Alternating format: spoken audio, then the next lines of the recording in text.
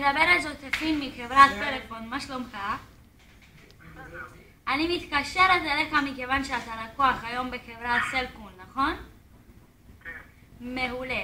אנחנו מחברת פלאפון יצאנו במבצעים והטבות שהמטרה שלנו להוזיל לך את החשבונית בין 30 עד 50% שפחות ממה שאתה משלמת בחברת סלקום.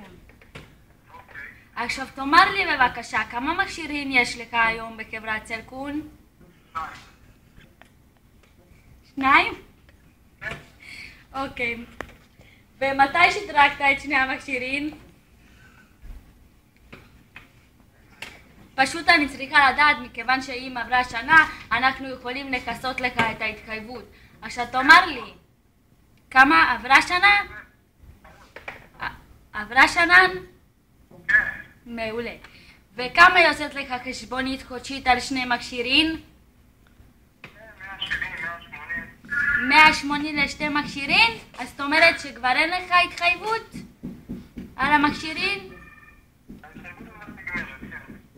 מה זה נגמרת? כמה זמן נשאר?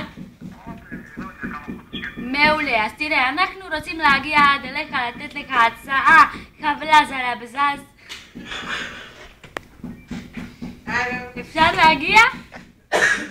יופי, אתה מנתניה? אז בוא תגיד לי, אתה פנוי היום? אז מתי אפשר להגיע אליך על הבית? יום ראשון. בוא תגיד לי, באיזה שעה? 8 בערב. מה שמך בבקשה? טל. מה שם המשפחה? ברכה. לא, הוא אבא שכבה שלי. אוקיי. מאיפה אתה בבקשה? אתה מנתניה? מעולה. עכשיו מה הכתובת שאני צריכה להגיע אליה? יא קרה קרה?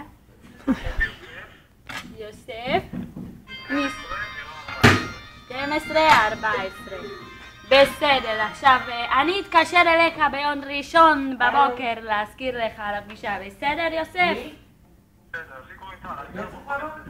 סליחה, נכון, איזה מטומטמת אני. בסדר.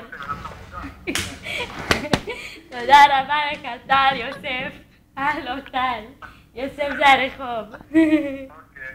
טוב, שיהיה לך שבת שלום, אני אתקשר אליך ביום ראשון, יצא לי חרוזון.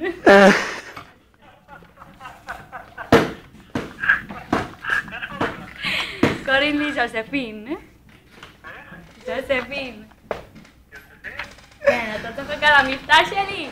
לא, ממש, אתה חמודון. חמודון? חמודון, אמרתי חמודון. תודה רבה לך יוסף. טל. התבלבלתי, נו, אני מבולבלת. יאללה, אני אתקשר אליך ביום ראשון להזכיר לך על החרוזון. אני מחכה. יאללה, ביי ביי. ביי. היא גדולה, תקשיבי, היא גדולה. ביי.